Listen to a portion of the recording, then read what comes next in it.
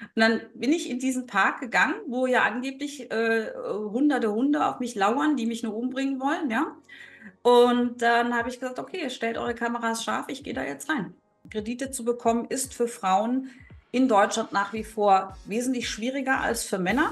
Die bekommen von Banken viel weniger Kredite, also seltener. Und wenn sie bekommen, dann bekommen sie eine niedrigere Kreditsumme im Vergleich zu Männern und sie bekommen höhere Zinsen. Aber es sind natürlich trotzdem tausende Tiere da für für diese Fußball-EM lebendig gebrannt worden und geopfert worden. Das ist für mich eine völlig klare Erkenntnis, dass man nur mit den Dingen, die man wirklich gerne macht, die man liebt, erfolgreich sein kann. Besonders wenn man selbstständig ist. Empathie und Mitgefühl mit anderen, weil das ist die Basis für unser ganzes Leben. Alles geht zurück auf Empathie, Respekt, Liebe.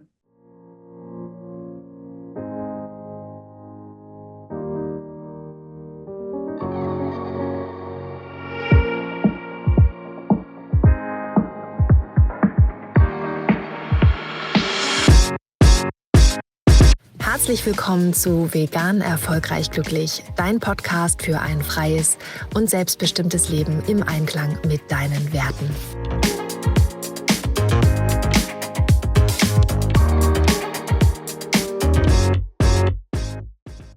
Hallo und herzlich willkommen hier bei uns im Podcast. Wir haben heute eine ganz wunderbare, großartige Persönlichkeit bei uns im Podcast, nämlich eine waschechte Prinzessin, und ich bin total ein bisschen aufgeregt tatsächlich, weil ich das ganz, ganz spannend finde und ganz toll.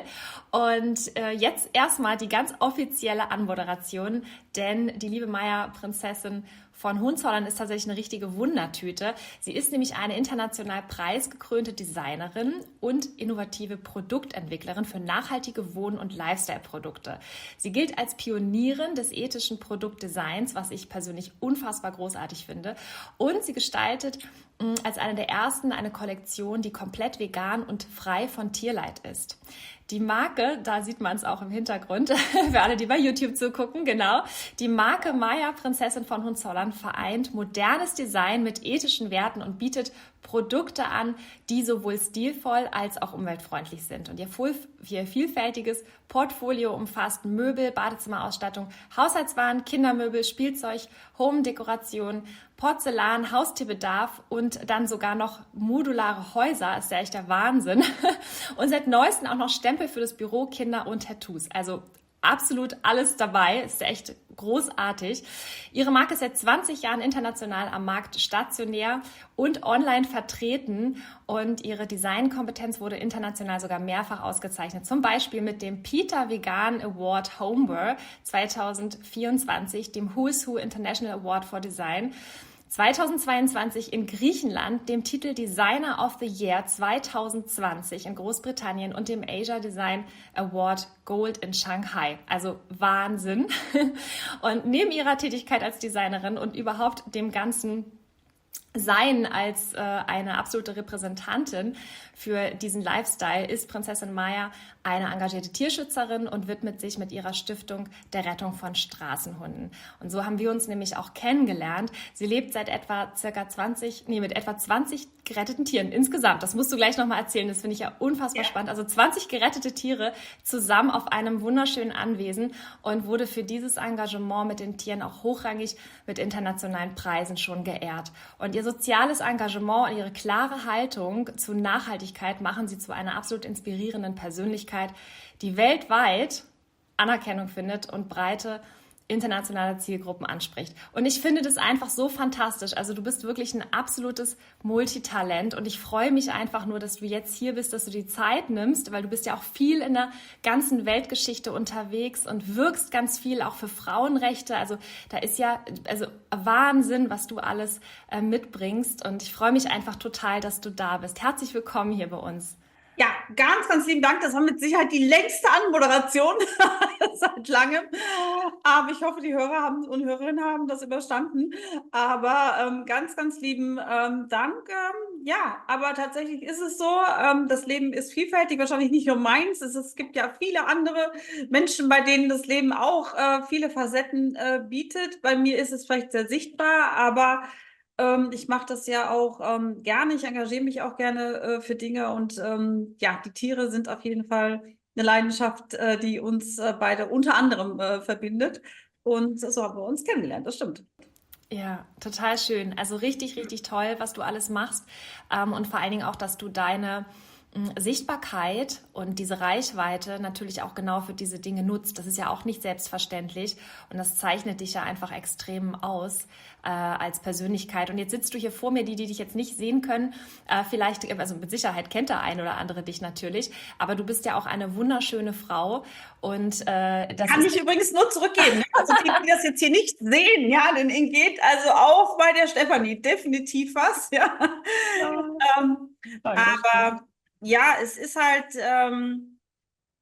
für mich gar nicht so verwunderlich oder sozusagen, ja, das ist, dass man seine Überzeugung, seine Lebenseinstellung, die man hat, seine Prinzipien, die man hat, auch in allen Lebensbereichen umsetzt. Für mich ist das für dich selbstverständlich, ja. Also vielleicht gibt es heute weniger Leute, die Prinzipien haben, das weiß ich nicht, aber jedenfalls für mich ist das jetzt gar nicht so exorbitant Außergewöhnliches. Also wenn man eben eine bestimmte Auffassung hat von dem zum Beispiel, was Tiere angeht, dass man einfach jede Form von Leben wertschätzt.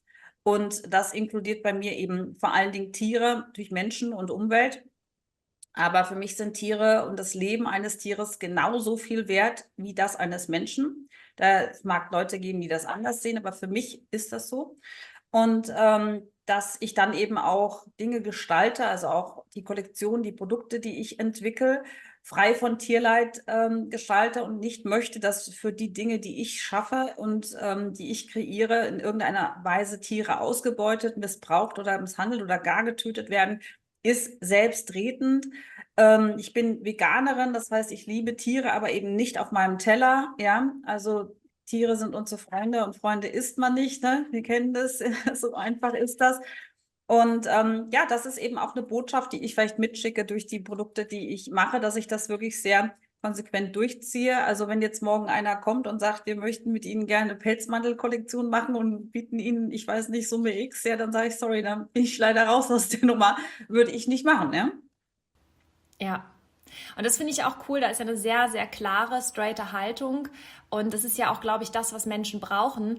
Eine gewisse Führung auch. Also ich glaube, viele Menschen sind sehr orientierungslos in dieser Gesellschaft. Und ich finde es so wichtig, dass da Menschen vorangehen, auch gerade Frauen.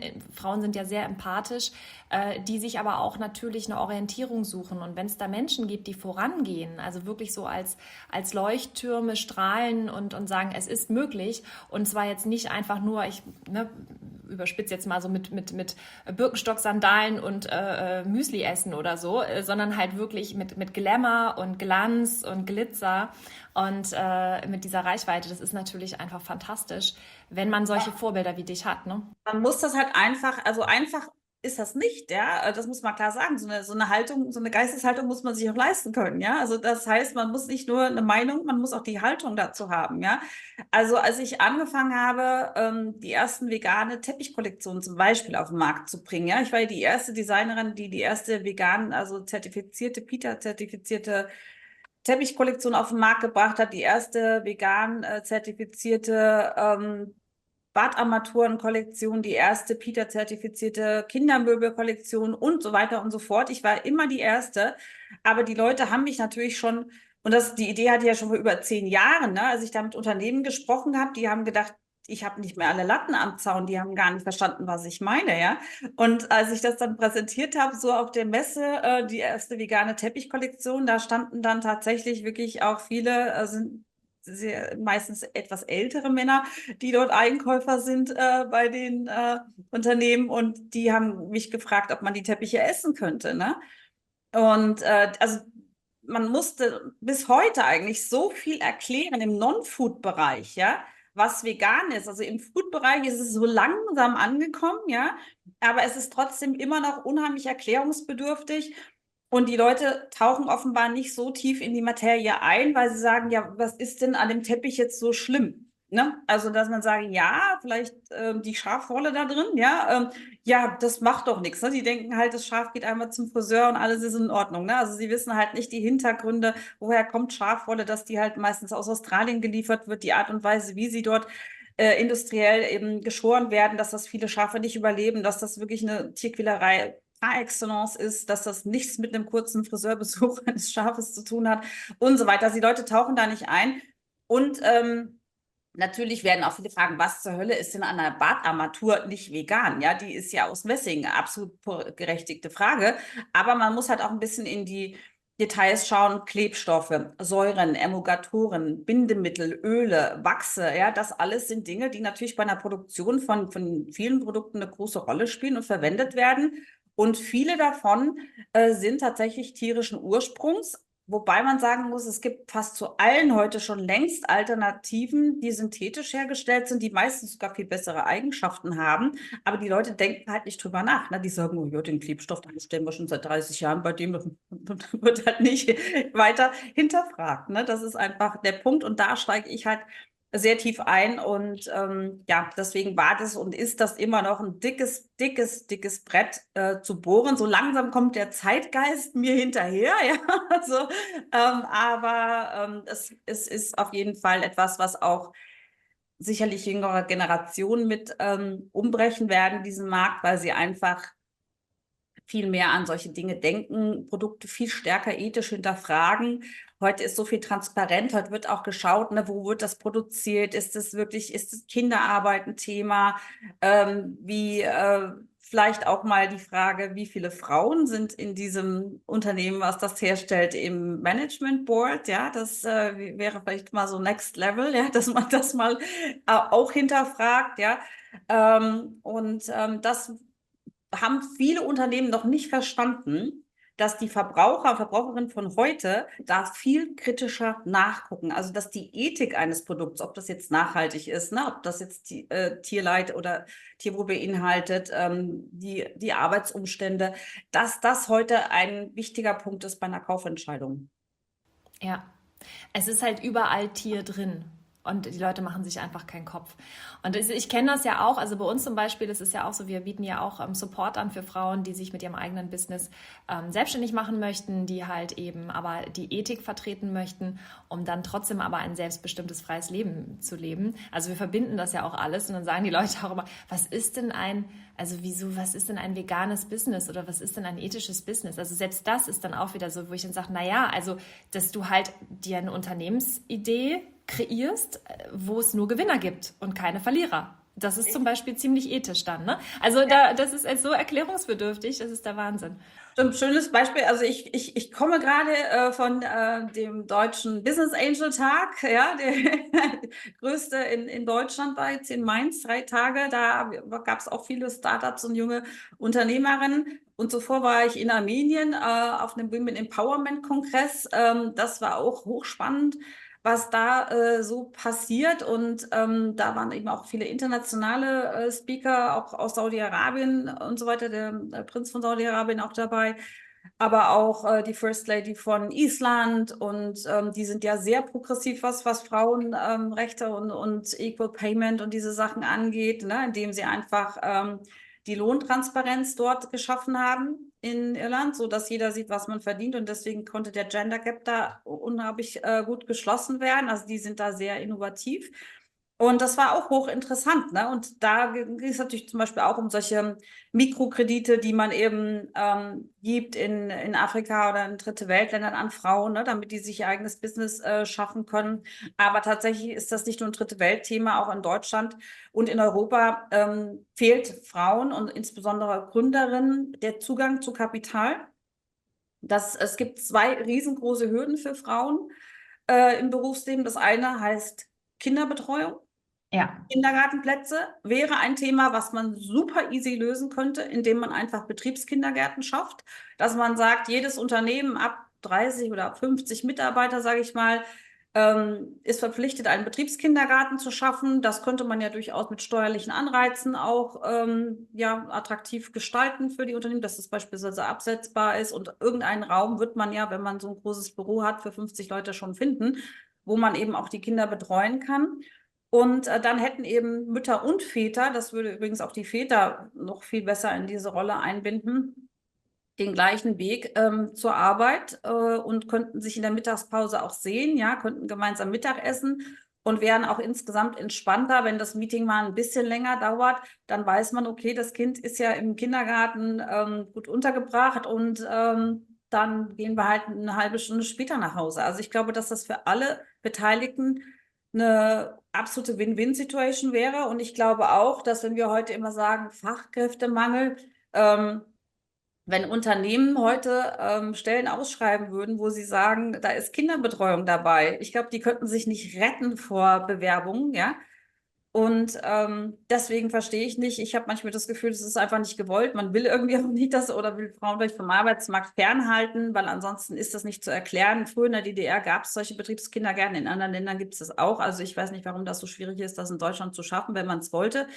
Und das zweite Thema neben der Kinderbetreuung, die zweite große Hürde ist eben der Zugang zu Kapital. Das sprich, Kredite zu bekommen, ist für Frauen in Deutschland nach wie vor wesentlich schwieriger als für Männer. Also es werden deutlich weniger Kredite an Frauen vergeben. Ist das so?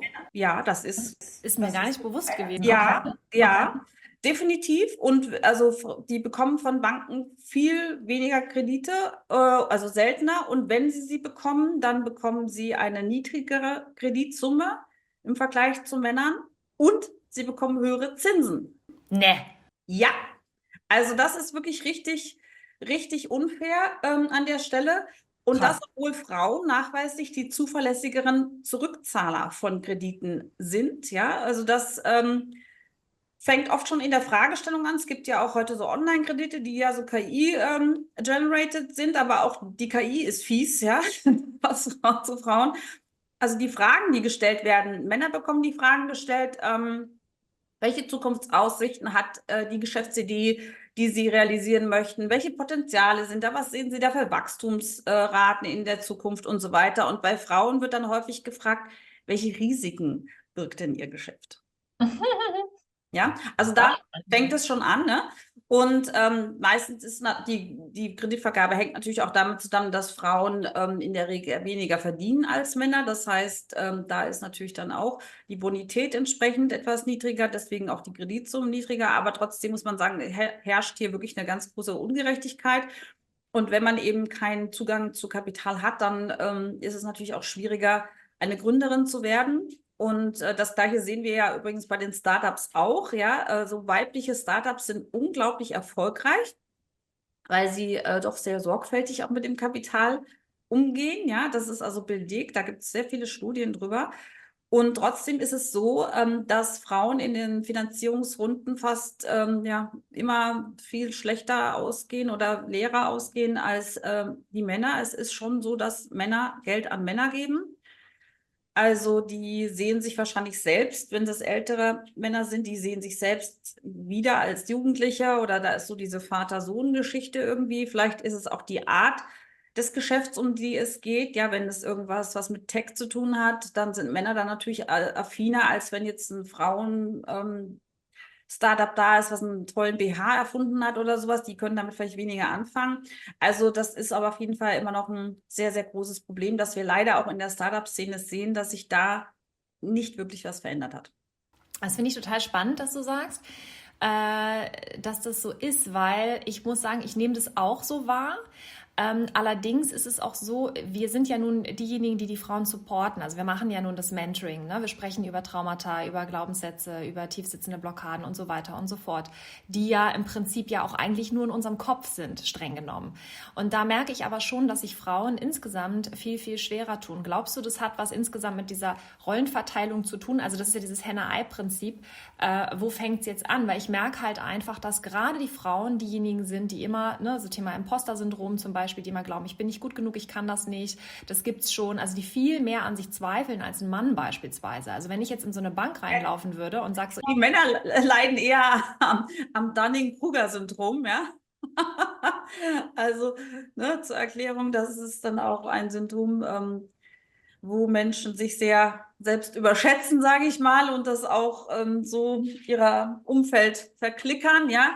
Das heißt, man trifft dann sehr häufig einen Mann in einer Führungsetage, der in etwas zu großen Schuhen steckt, um das mal freundlich auszudrücken. Und das ist dann das Gegenteil davon. Bei Frauen ist es dann vielleicht auch so, dass sie sich das nicht zutrauen. Aber ehrlich gesagt, manchmal halte ich das auch so ein bisschen noch so für so eine Ausrede, dass es immer heißt, ja, die Frauen, die müssen halt einfach besser ihre Position vertreten oder sie müssen halt mehr für ihre bessere Bezahlung kämpfen und die sind halt, die kommunizieren das nicht, die sind zu schüchtern, die trauen sich das nicht, die sagen das nicht und so weiter. Also ganz ehrlich, es mag sein, dass es solche Frauen natürlich auch gibt, aber ich kenne ganz viele Frauen, die nicht so sind, ne? Die sehr wohl ihren Standpunkt vertreten können, die das klar kommunizieren, die wissen, was sie wert sind und die diese Wertschätzung auch einfordern. Also das kann ich jetzt nicht unterschreiben, dass das jetzt immer nur daran liegen würde, dass Frauen da einfach zu klein laut sind und sich nicht aus ihrer Komfortzone herauswagen würden. Also ich glaube, dass das früher mehr war. Ich glaube, heute ist da auch ein anderes Selbstbewusstsein bei Frauen da. also es ist auf jeden Fall ein Wandel spürbar, das merke ich schon, sonst würden die Leute ja gar nicht bei uns andocken und mit uns zusammenarbeiten wollen. Das merke ich schon, da ist natürlich ein Streben nach mehr. So, ne? Was kommt da jetzt noch? Also die Kinder sind aus dem Gröbsten raus und dann geht's halt los, dass die Leute dann anfangen, sich zu hinterfragen. Ne? Was habe ich mit meinem Leben gemacht? Was habe ich noch vor? War es das jetzt? Was kommt jetzt noch? Und so. Und gerade bei Frauen, da ist ja auch so eine ganz große Kreativität, auch so dieses Empfangen überhaupt, ne, von Ideen und ich will dies, ich will das. Ganz viele sind multi-interessiert, also gar nicht so geradlinig, sondern wirklich eigentlich eher so, oh, ich weiß gar nicht so, ich habe so viele Geschenke zu geben. Und da ist natürlich auch wieder so eine Überforderung, ne? Also das ist das, was ich halt immer wieder wahrnehme. Also, Ja, mhm. klar, ne? Also Talente sind Verpflichtungen, sagt man immer, aber man muss mit irgendwas anfangen und vor allen Dingen nicht immer nur reden und überlegen und könnte nicht, sondern einfach mal machen. Könnte ja gut werden. Ne? Richtig. Und deswegen einfach auch, ja, möchte die Angst vom Scheitern auch nicht haben. Einfach mal was wagen, ja, wenn man einfach sagt, okay, also das ist, glaube ich, so ein Thema. In Deutschland gibt es keine Kultur des Scheiterns, ja. Ähm, Das ist zum Beispiel was, das finde ich so genial an Elon Musk beispielsweise, ja. Der lacht sich darüber scheckig, dass man in Deutschland oder in Europa die ESA hat, ja, die Europäische Raumfahrtzentrale, und die da 30 Jahre rechnen, machen, tun und überlegen, bis sie dann alle 100 Jahre mal eine Rakete in die Luft fliegen lassen, ne? Und wiederum die Europäer lachen sich tot, weil der irgendwie 20 Raketen hochsteht und dann lachen die sich, ach guck mal, die ist wieder abgestürzt, ha, ha, ha. Der sagt aber, pass mal auf, ich schicke die jetzt in die Luft, ich weiß, dass die abstürzen wird, aber aus dem Absturz lerne ich so viel und so schnell, dann baue ich die nächste, dann mache ich diesen Fehler schon besser und finde eine Lösung dafür und dann schaue ich, wie weit ich mit der nächsten komme, ja. Also der macht mit dieser Try-and-Error-Methode, das macht er ja ganz bewusst, ja, und sagt, ja, macht er nichts, dann ist er halt abgestürzt. Aber jetzt weiß ich, was ich besser machen muss. Wir haben daraus so viele Daten gewonnen und so viele Erkenntnisse. Wenn ich dafür jetzt 30 Jahre irgendwie welche Theorien durchspielen müsste, das dauert mir viel zu lange, ja. Also das ist eine ganz andere Herangehensweise. Und ich wünsche mir manchmal, dass das in Deutschland auch mehr Einzug hält, dass jemand mal ein Geschäft aufmacht und dann geht man vielleicht mit Elan rein. Vielleicht funktioniert es nicht. Okay, dann hat es halt nicht funktioniert. So what? Ja, dann machen wir eine andere Idee oder machen es besser oder machen es neu oder machen es ein bisschen anders. Ja, was ist denn da dran schlimm? Also es würde ja gar keine Erfindung auf der Welt stattfinden und gar keine Verbesserung, wenn man diese Erfahrung nicht machen würde, dass man auch scheitert. Ja, deswegen finde ich das in Deutschland so schlimm, dass die Leute immer sagen, oh, guck mal, und da hat es aber nicht geklappt und die sind jetzt und hier gescheitert und dazu gemacht. Also das finde ich, das müsste irgendwie mal ein bisschen eine Wandel erfahren. Ja. Ja, definitiv. Also und deswegen, da braucht es ja jeder Einzelne letztendlich, die losmarschiert und einfach sagt, ich probiere es einfach mal aus. Genau. Und was wir auch unseren Leuten immer sagen, schau einfach, dass du ein schönes Leben hast. Also guck doch einfach mal, was du machen kannst, was dir Spaß macht, was dir Freude bereitet Und sieh zu, dass du mit allem, was du tust, einfach eine gute Zeit hast. Dann bist du erfolgreich. Also es ist ja nicht immer nur das Geld. Also viele hängen sich ja dann auch an irgendwelchen Zahlen auf. Natürlich brauchst du Geld, um Dinge in der Welt zu bewegen. Das ist ganz klar. Aber es geht ja auch darum, wie fühlst du dich die ganze Zeit dabei? Fühlst du dich erfüllt? Hast du das Gefühl, du trägst einen Teil dazu bei? Du hinterlässt was? Also das sind ja auch alles Dinge, die so wichtig und wertvoll sind. Ne? Ist für mich gar keine Frage. Also ich würde nie etwas arbeiten, für das ich nicht mit Leib und Seele brennen würde. Also und das ist für mich eine völlig klare Erkenntnis, dass man nur mit den Dingen, die man wirklich gerne macht, die man liebt, erfolgreich sein kann. Besonders wenn man selbstständig ist, ja, dann ist das so, also man kann nichts machen, wo man sagt, da eigentlich bin ich das nicht, das ist eigentlich gegen meine Überzeugung oder gegen meine Talente, ich mache das jetzt oder so, das wird nichts. Also man muss für das, was man macht, besonders eben als selbstständige Unternehmerin, wo man ja mit 2000% jeden Tag am Start stehen muss, wenn man dafür nicht brennt und dafür nicht die Leidenschaft hat, dann wird das nichts. Also dann besser angestellt sein und jeden Tag dahin traben und sagen, okay, ja, aber mit dieser Einstellung kann man nicht erfolgreich werden. Ist es so, ja, das ist genau das. Und das Schöne ist ja dann auch, es fühlt sich dann ja auch, wenn man mit dieser Leidenschaft dabei ist, ja auch eigentlich total einfach an. Es ist ja auch leicht dann, ne? Es ist dann, wenn man so dann zurückguckt, so ein Ja, Spaziergang. ja, für mich ist das auch ganz seltsam, wenn ich das immer lese, auch so auf LinkedIn, das ist ja immer so ein Riesenthema, ja, unsere Work-Life-Balance und das muss man ja auch trennen und so weiter und so. Ich sage dir ganz ehrlich, nein, ich möchte mein Geschäft nicht trennen von meinem Leben, weil es gehört zu meinem Leben. Das, was ich tue, das lebe ich. Das, was ich lebe, das liebe ich. Ja, das ist gar nicht zu trennen, was natürlich nicht heißt, dass man mal auch seine Pausen hat, aber trotzdem, wir wissen das ja, Frauen, der Kopf rattert ja immer, ne? Aber eigentlich, warum muss man das trennen? Sehe ich gar keine Notwendigkeit dafür, wenn man es gerne macht, wenn man es mit Leidenschaft macht. Ja, ich glaube, das kommt echt noch von diesem, der Job ist eigentlich irgendwie nicht das, was uns gefällt. Man hält Genau, es ist irgendwie dein Feind. Das ist irgendwie genau. Und von wenn Leuten, die einen Job machen, den sie eigentlich nicht lieben. Und von denen kommt das. Aber also für mich ist das eine ganz komische. ja. Ja, ich finde es auch großartig. Also wie schön es ist, dass du mit einem Hobby irgendwie Geld verdienen kannst. Also wie kannst du halt mit der Idee für eine bessere Welt oder das, was dich wirklich bewegt, was dich berührt, wie kannst du das monetarisieren? Also finde einen Weg, werd kreativ. Es gibt ja immer Wege. Das ist ja das Schöne. Das ist ja ganz spannend. Und das ist ja auch so ein Riesenabenteuer letztendlich, wenn man das mal so genauer betrachtet. Ja, Ne? vor allen Dingen war es ja letztendlich für junge Generationen heute nie einfacher als jetzt, ja. Also das heißt, man kann so viel online recherchieren. Ne? Früher ist man in die Bibliothek gerannt und musste 3000 Bücher lesen, um irgendwelche Informationen zu recherchieren, ja. Heute fragt man einmal irgendwie ChatGPT oder schmeißt das Internet an und dann weiß man das, ja. Man hat heute so viele Plattformen, um auf sich aufmerksam zu machen. Man hat heute so viel Support, ja. Es gab ja früher überhaupt nichts für Frauen. Es gab keinen Support für Frauen im Business. Gar nichts. Einfach null, ja. Und deswegen war dann halt die Devise, dass man sich sein Business aufbauen muss mit den Steinen, die man in den Weg gelegt bekommen hat, ne? Ja. Ich hatte letztens so einen schönen Spruch gehört, jeder Stein, der nach dir geschmissen wird, den nimmst du als Baustein für dein Imperium Ja. oder irgendwie so, ne? Damit baust du dein Imperium. Also heute ist da ja schon sehr viel da, muss man sagen. Ne? Es gibt Frauenförderprogramme, es gibt Frauenwirtschaftsclubs und solche Sachen. Das war ja vor 20 Jahren undenkbar, ja. Und insofern ist das heute auch, glaube ich, viel einfacher. Man sieht es ja auch im Social-Media-Bereich und so weiter, wie viele Menschen, die in irgendeiner Form kreativ sind oder verrückt kreativ sind, dort ihr Geschäft auch gefunden haben und dort sehr erfolgreich sind. Das wäre ja auch früher gar nicht möglich gewesen, ja. Ja. Und jetzt muss ich dich nochmal was fragen, Maja. Du bist ja, also einfach nochmal, weil ich das einfach wirklich spannend finde. Und wahrscheinlich wirst du das häufig gefragt, aber mich interessiert es einfach und ich glaube einfach auch unsere Zuhörerinnen und Zuhörer auch. Du bist ja nun mal jetzt eine Prinzessin. Und jetzt würde mich das mal interessieren, die kleine Prinzessin Maja, als das mal so alles angefangen hat, wie bist du überhaupt auf die Idee gekommen mit den Tieren, mit der Ethik? Also wie kam das? War das immer schon etwas, wo du sagst, es hat in mir drin gesteckt und jetzt bricht es aus mir raus und ich kann es verleben? Oder wie fing das an? Also ich war definitiv schon immer tierlieb. Ich bin mit Tieren aufgewachsen. Und das ist mit Sicherheit die beste Erfahrung, die man Kindern mitgeben kann, mit Tieren aufzuwachsen. Und es ist mit Sicherheit auch die beste Form des Tierschutzes, wenn man diese Bildung und diese Empathie gleich mitgibt, ja, auf den Lebensweg.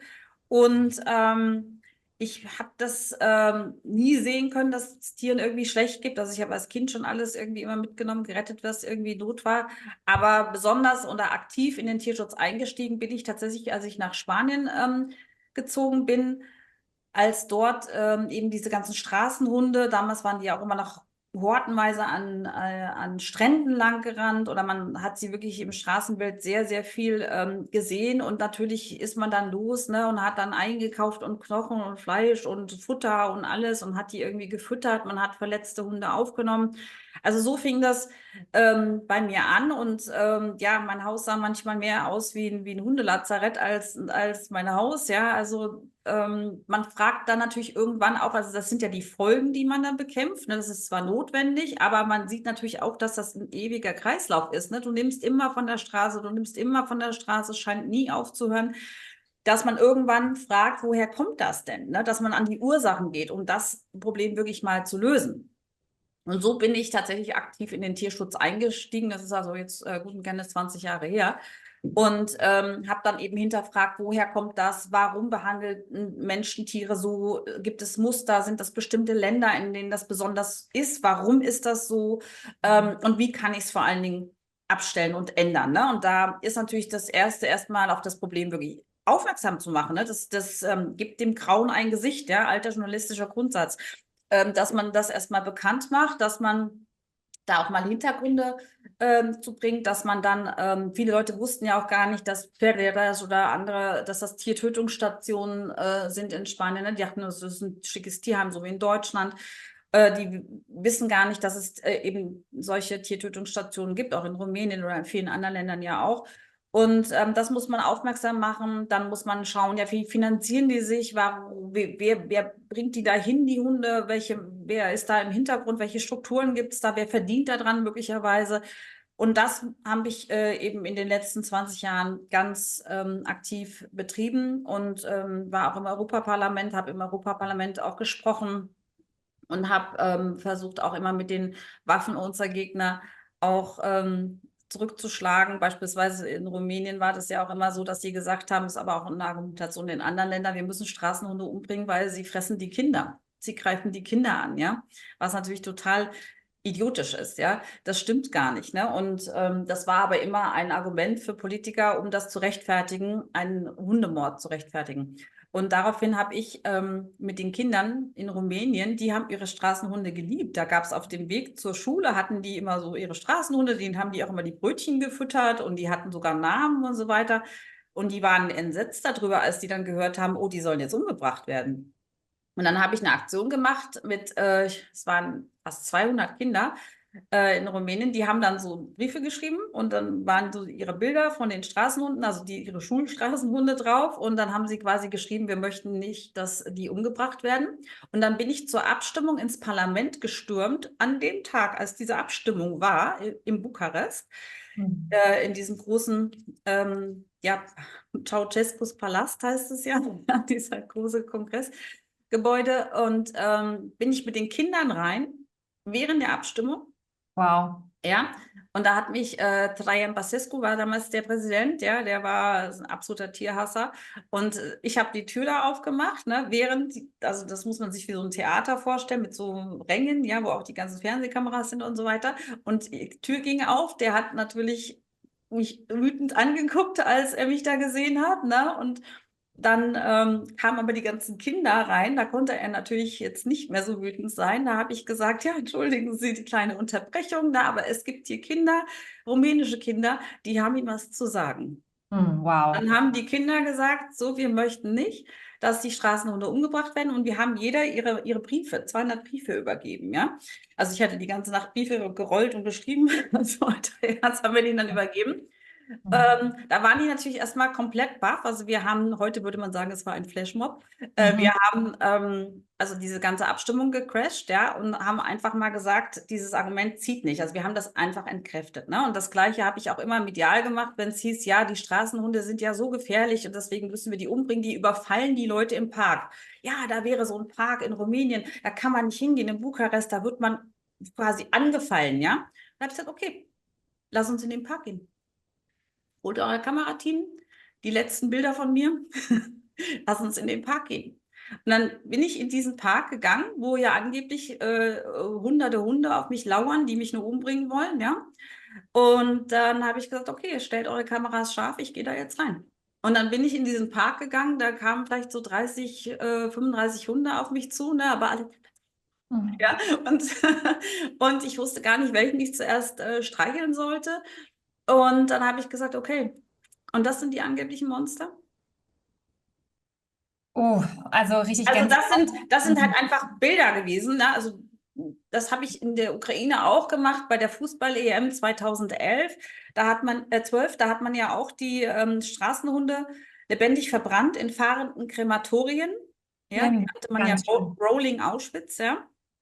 Und das fand ich halt ganz, ganz schlimm, weil da im Namen des Sports, ne, der Sport, der sonst immer keine Macht den Drogen für Toleranz, ne, und so ganz groß die Moralkeule schwingt und immer den Anspruch erhebt, er wäre ja so wichtig für Integration und für all das, ja, Fußball. Und dann habe ich gesagt, ja, okay, und diese Werte sehen wir jetzt. Jetzt werden hier für eine Fußball-Europameisterschaft Hunderte, Tausende Hunde, unschuldige Hunde, lebendig verbrannt. Das sind also die wirklichen Werte, für die Fußball steht, ja. Und Krank. Das ist richtig krank. ganz, ganz schlimm.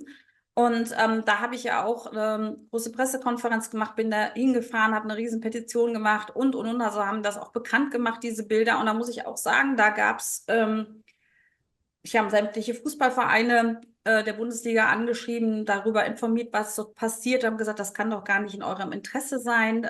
Das hat wieder was mit Sport zu tun und auch menschlich. Ihr habt ja vielleicht auch Hunde, das kann doch eigentlich auch als Spieler nicht in eurem Ding sein. Aber was soll ich sagen?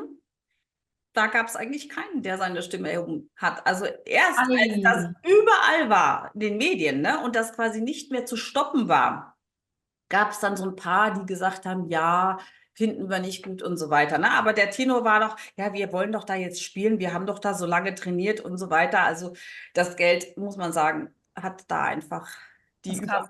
Überhand. Ja. Das ist echt krass und bitter. Ich dachte, jetzt kommt da eine ähnliche Story tatsächlich, aber das ist, normalerweise müssten die sich alle hinstellen und sagen, sorry, dann sind wir raus.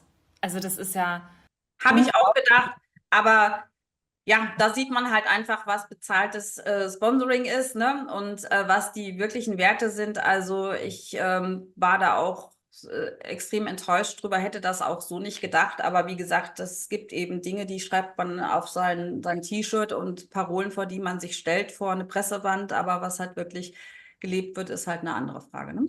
Krass. Und aber hat das denn jetzt stattgefunden?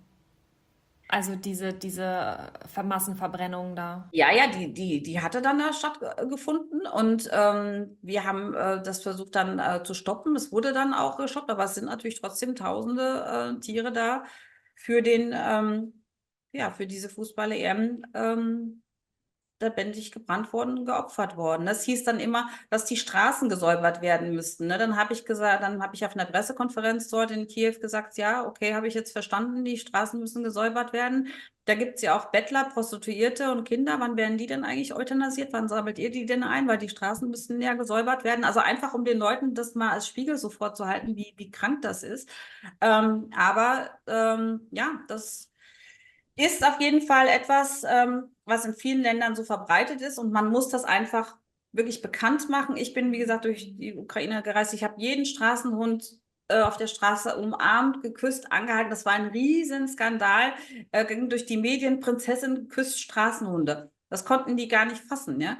Aber das sind natürlich Bilder gewesen, die auch dieses Narrativ von Straßenhunde sind so gefährlich, sie fallen jeden an, sie fressen die Kinder morgens zum Frühstück gebrochen haben. Aber jeder, der gesehen hat, dass ich jeden Wildfremden, egal welchen Straßenhund, egal wie groß der war, egal wie der aussah, der auf mich zukam und ich den geherzt habe, ja, diese Bilder haben ja viel mehr gesprochen, als was man an bösen Lügen schreiben kann.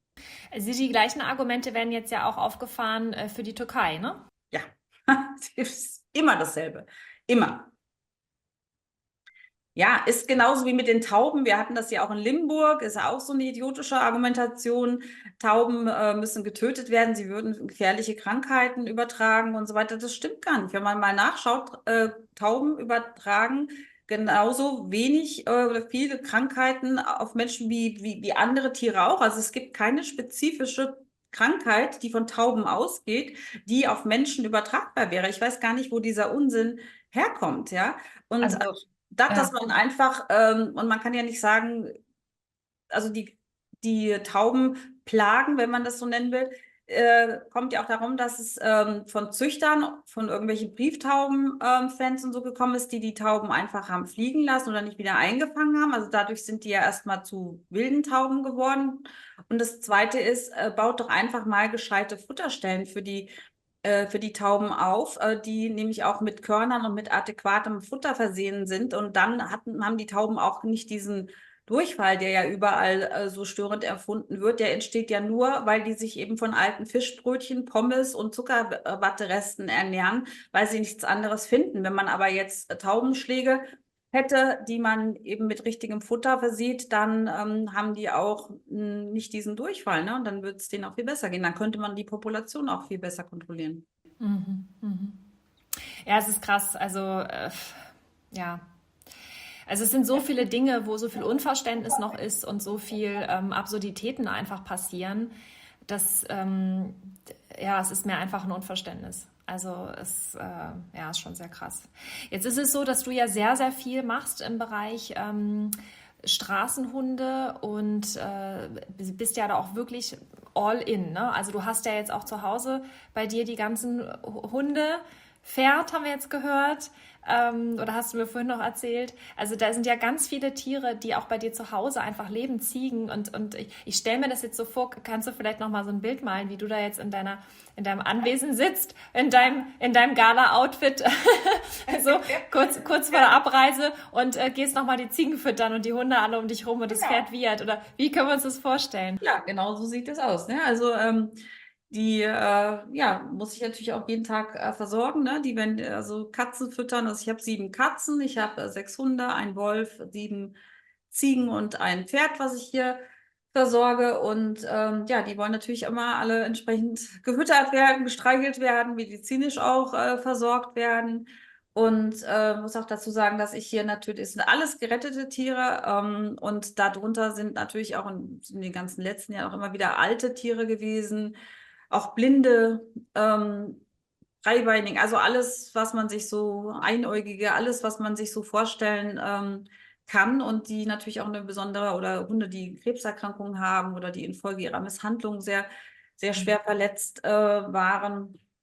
Und die müssen also auch medizinisch entsprechend versorgt werden. Also aus mir ist auch eine ganz patente Krankenschwester in den letzten 20 Jahren geworden. Also was Spritzen angeht oder Infusion legen und solche Sachen, das mache ich auf jeden Fall auch alles und ja, gehört auch dazu. Also das machst du auch alles neben deinem ganzen, ich sag mal jetzt fast Weltengagement für Frauen, für Tiere international und dann noch zu Hause. Das ist ein Wahnsinnsprojekt. Inwieweit wirst du unterstützt?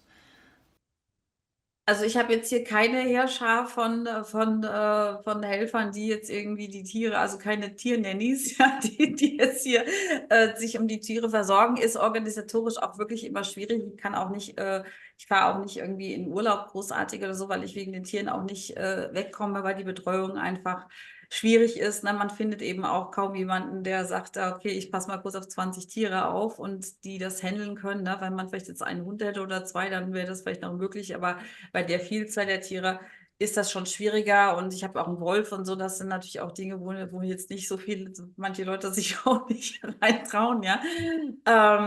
Also insofern, ja, aber wenn man A sagt, muss man B sagen, ne? Deswegen ist das halt. Ja, das ist total krass. Du hattest das mit dem Wolf ja auch schon im Vorgespräch kurz erwähnt, aber vielleicht nochmal, also das ist jetzt ein richtiger Wolf, also wie man sich das so vorstellt aus dem Märchen. Ja. Also es ist ein schwarzer Timberwolf. Er hat einen Akita mit drin, also er hat einen kleinen Mix-Einschlag drin. Er ist aber ein High-Content. Also man sagt ja bei den Hybriden, dass es Low, Mid und High-Content gibt. Also das ist der Anteil, wie viel Wolfanteil sozusagen ist da drin, ja. Und Ja, es sollte auch, den haben sich irgendwelche Menschen mal als Welpen zugelegt und dann haben sie ihn überhaupt nicht sozialisiert, gar nicht mit ihm jemals gearbeitet. Der ist nie Gassi gegangen, der hat nie andere Tiere getroffen und dann wurde er irgendwie ungemütlich zu Hause und ziemlich groß und dann haben sie gesagt, okay, der muss jetzt eingeschläfert werden und dann wollten die den, obwohl der 2 Jahre alt war, erst und völlig gesund, einfach töten lassen. Und da waren eben Freunde von mir, die Tierschützer, die haben das mitbekommen, sind dahin, haben den geholt. Der Arzt war quasi schon da, er lag schon in Narkose, Oh mein Gott. haben den da weggeholt und dann war halt die Frage, wohin damit und ja. Das ist ja unglaublich. Ja, das krass. Also so kann man zum Wolf kommen, ne? Es ist unglaublich, was das für Stories sind und wie Ja, krass. da muss man natürlich bei so einem Tier, da muss man natürlich extrem aufpassen, weil da gibt es natürlich viele falsche Hände, die so einen lieben gerne hätten, ne? Also die würden sich darum reißen, weil man die natürlich auch, ne, die sind natürlich sehr imposant, sage ich mal. Ne? Man könnte die auch mit Sicherheit für andere Dinge missbrauchen und scharf machen und so weiter. Also das wäre, also da muss man, ich habe den auch sofort kastrieren lassen, weil, ne, also da haben so viele über den Zaun geguckt und waren interessiert, ne? Also das, Mhm. Es also ist auch ich, so krass. wenn man mal guckt, wie solche gehandelt werden, das, unglaublich, Welpen für 4.000 € und so weiter, das ist unglaublich. Aber Wahnsinn. das sind halt meistens, wie gesagt, die falschen Leute. Ja, aber krass, also ich finde es wirklich sehr beeindruckend, wie konsequent du da bist, wie du dich da dieser ganzen Thematik auch persönlich wirklich annimmst. Es ist ja eine Sache, was man ja auch immer wieder hört, dass Menschen, die halt auch Einfluss haben oder auch Geld haben, dass sie zum Beispiel viel spenden, also dass sie es so lösen. Aber du hängst dich da ja auch wirklich komplett rein. So, und das ist natürlich, Ja, gut, aber das ist jetzt auch wie, wenn man Kinder hat oder so, ne, da muss man sich ja auch drum kümmern und das weiß man und das, ja, vielleicht gibt es auch Leute, die ein Kind irgendwie bekommen und das dann irgendwie total den Nannies übergeben. Das mag es vielleicht im Einzelfall auch geben, aber ich glaube, die meisten sind ja da auch fürsorgliche Eltern mit allem, was da dazu gehört, von schlaflosen Nächten und vollen Windeln und voll gekritzelten Wänden, das gehört einem auch dazu. Und genauso ist es ja auch, wenn man sich für ein Tier entscheidet, das ist ein Familienmitglied und es bedarf der gleichen Fürsorge, der gleichen Liebe und Betreuung und Zuwendung, eben auch mit allem, was dazu gehört. Und da gehört eben auch Ziegenstall ausmisten dazu und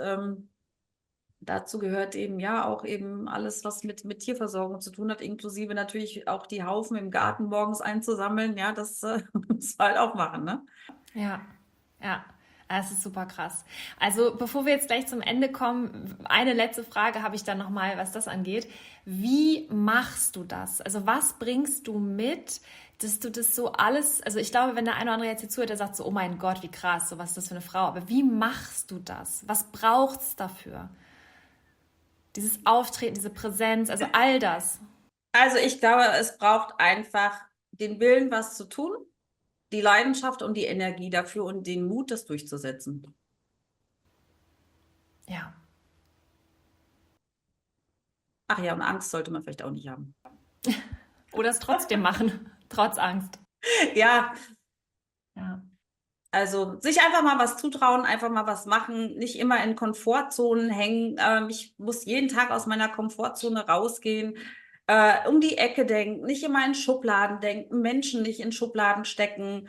Einfach mal wirklich weltoffen sein. Das ist etwas, was ich in Deutschland stark wahrnehme, sehr, dass die Leute unheimlich so in so Schubladen denken. Also genau vom Schreibtisch, die 30 Zentimeter bis 90 Zentimeter Schreibtisch, die gehören mir und dann geht schon der nächste, dass man auch mal das große Ganze immer sieht, was man als Unternehmer und Unternehmerin natürlich immer im Blick hat. Ne? Nicht nur so einen Teilabschnitt eines Unternehmens oder eines Geschäftsprozesses, sondern wirklich immer das große Ganze auch sieht. Und das vermisse ich so ein bisschen und das wünsche ich mir, dass die Leute da einfach mal ja, ein bisschen out of the box Thinking haben, auch immer dieses so überbürokratisierte. Früher hat man einfach mal angerufen bei jemandem, ne? Und wenn es Mhm. gerade nicht gepasst hat, hat der gesagt, du pass auf, ist gerade schlecht, können wir mal morgen sprechen. Alles klar, ne? So, heute, ja, also wenn Sie mir eine E-Mail schreiben, und dann können Sie mal nach einem Telefontermin anfragen und dann kann ich vielleicht dann und dann müssen wir hier und da, wo ich mal denke, meine Güte, ist das kompliziert, ja?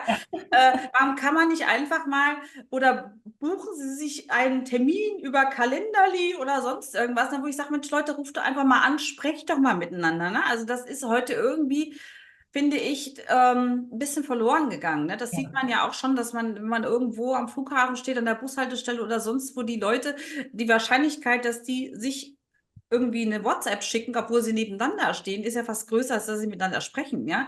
Und da müssen die Leute, finde ich, wieder ein bisschen hin, einfach mal, und da ist auch nicht so eine Angst da, ne, so eine Hürden, die da aufgebaut werden, ja, sondern dass man einfach mal anruft und sagt, so, wenn einer sagt, du, interessiert mich nicht, aber ist in Ordnung und vielleicht habe ich noch einen Tipp für dich, okay, ist auch nicht schlimm, ne, aber dass man einfach mal versucht, mal einfach mal anläutet, mal spricht, oder wenn ich das höre, wenn Leute irgendwie einen Job suchen und Bewerbung, ja, ich habe mal mit denen ausschreiben, also ich würde es ganz anders machen. Ne? Ich würde mir die Firmen angucken, die für mich in Frage kommen, die mich spannen, dann würde ich denen, ob die jetzt jemanden suchen oder nicht, einfach eine Bewerbung schreiben, ne? Oder ein lustiges Video aufnehmen. Also nicht lustig, aber ein gutes Video irgendwas machen. Und ich würde doch da jetzt nicht warten, bis da irgendwelche Stellen ausgeschrieben sind, sondern ich würde sagen, pass auf, hier bin ich, das kann ich, wie kommen wir zusammen? Ja, so einfach kann es sein. Richtig gut. Maja, ich danke dir für dieses großartige Gespräch. Unsere Abschlussfrage, und ich bin gespannt, was du sagst, ist folgende. Mal angenommen, morgen, oder ich drehe es andersrum. Also, du hättest die Möglichkeit, einen Zeitungsartikel zu veröffentlichen oder irgendwie digital oder irgendwas, auf jeden Fall, was alle Menschen erreicht. Und morgen wärst du nicht mehr da. Also es ist scheißegal, was du da jetzt raushaust. Es gibt kein Morgen für dich, aber du hast noch mal eine Botschaft für die Welt. Was würdest du ihr mitgeben? Was würdest du den Menschen sagen?